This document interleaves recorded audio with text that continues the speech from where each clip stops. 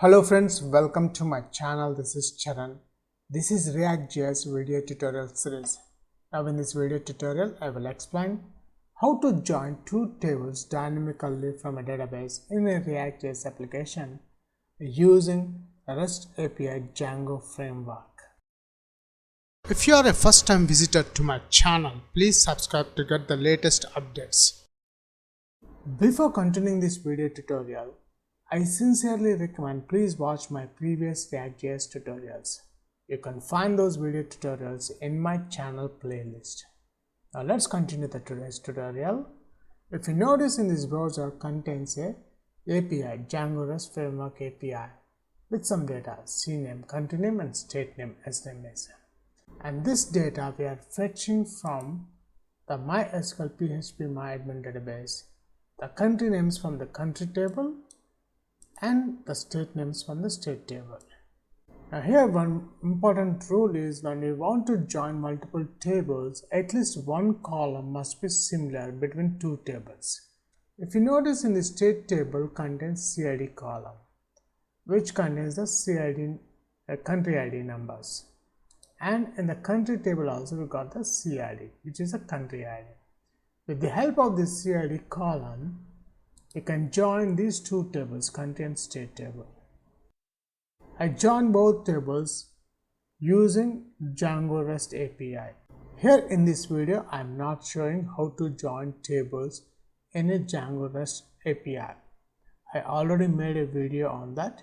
You can find that video in my channel Django REST API framework playlist. And also you can get that link in this video icon. Now let's continue today's tutorial. I want to access this API, Django REST API framework, to display these country and state names on the ReactJS component on a HTML table. So in order to access the other domains or React application from the Django application, first we need to configure our Django applications in settings.py page. But before that, we need to install one package called course headers, and that package search for course headers.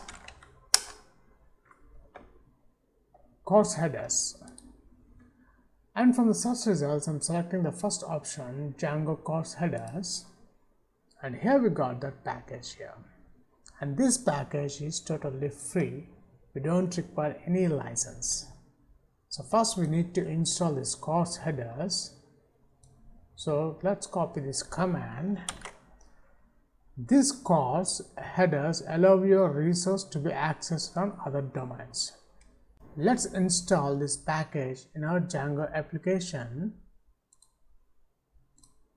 This is our Django application and this URL is my API.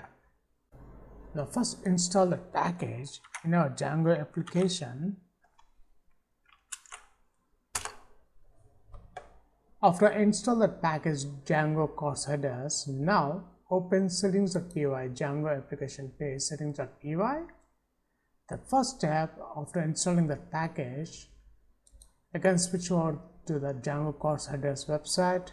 Come to the bottom, we need to add this course headers in the install_apps section. Let's add that one. Install_apps. I'm adding at the bottom. After that, in the middleware, we require this line, course headers middleware. Let's add that one. And this line must be above the middleware, Django middleware. And the final step, we need to configure to allow origins. So this is the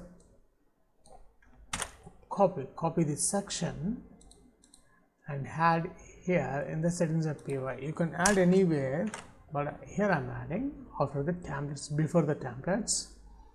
And if you notice, the course allowed origins contain some dummy domains which I don't require. I'm deleting those all. Here I'm adding my ReactJS URL, the domain name. The ReactJS local host is 3000, the port number is 3000. That's it. Let's save this application. Save all. After configuring the ReactJS application settings in Django settings.py page, now let's open one ReactJS application. This is completely a new Visual Studio. I have created one first -API application, ReactJS application. At the right side, we got the app.js, which is a default ReactJS component. Let's close this default component, and now we'll create one new component in our project source folder. Right click the source folder, new file, and the file name is jointables.js.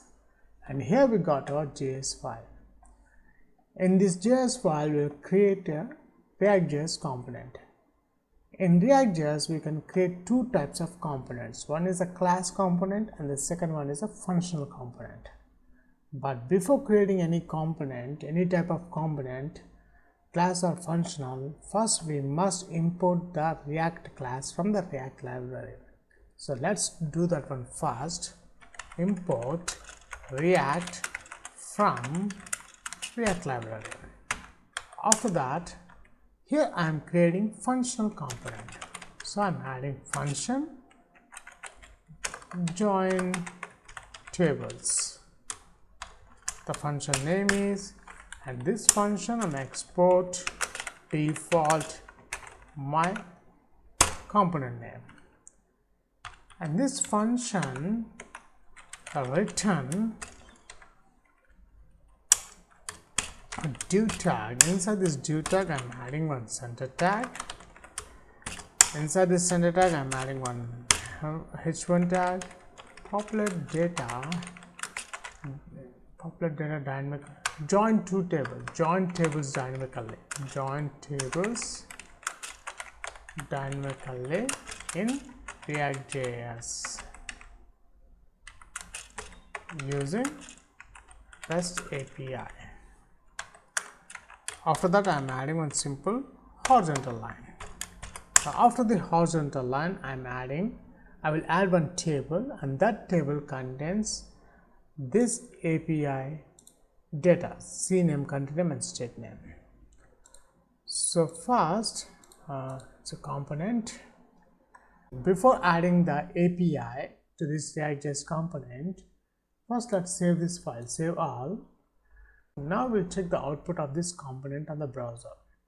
So when we want to render our component on the browser, we must configure our component in our index.js file, and that index.js file will be available in our project source folder.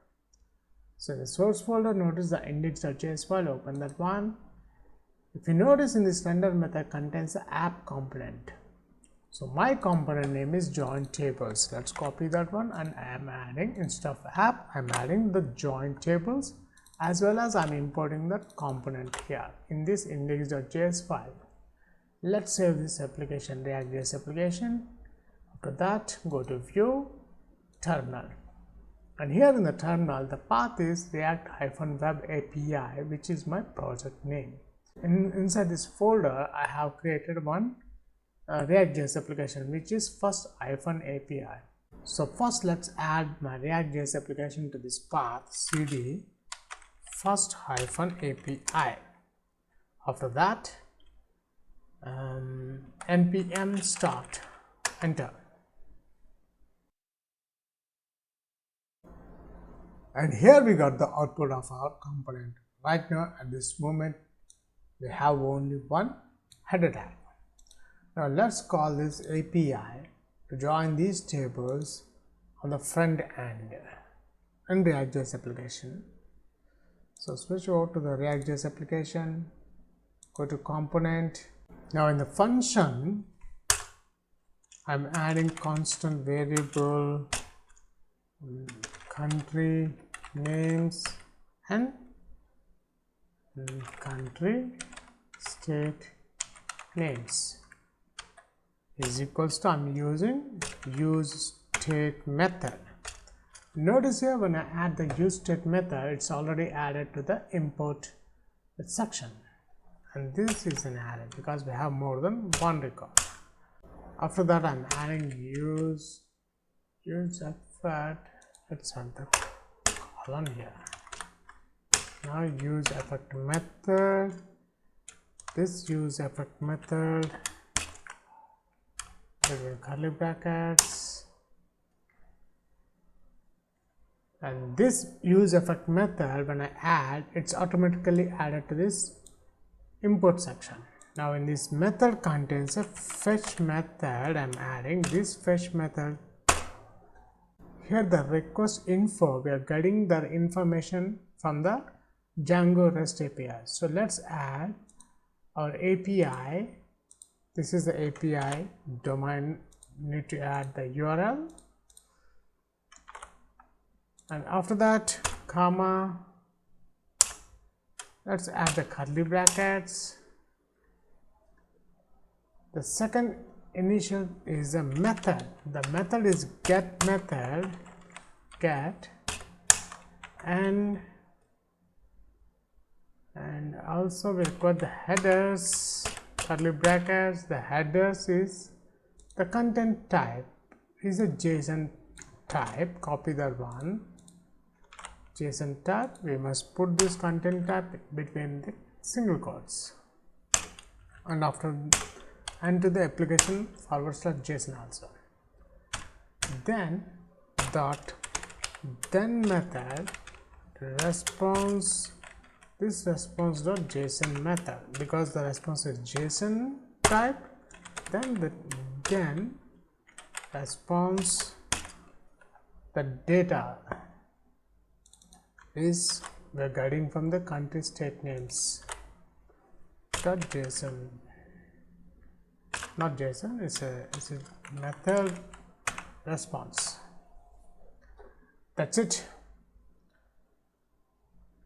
Now we have to call this country names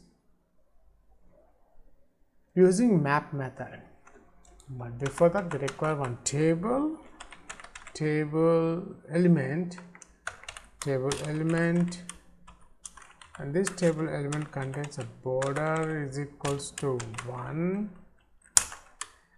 table rows, table headers is the country names, and the second table header is the state names.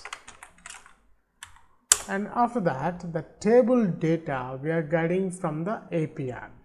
So that API data we are mapping with the using the map method, fetching the data for the map method. So add the curly brackets. We need to add this country names because the data we got here in this variable country names dot map method result. Inside this result, return type. The return type, I'm adding the tr table data between curly brackets. I'm adding the result dot cname, which is a column name, country name, column name. We need to add cname, and the second one is sname to display the state names. Again, add the td result dot sname, close with the curly brackets.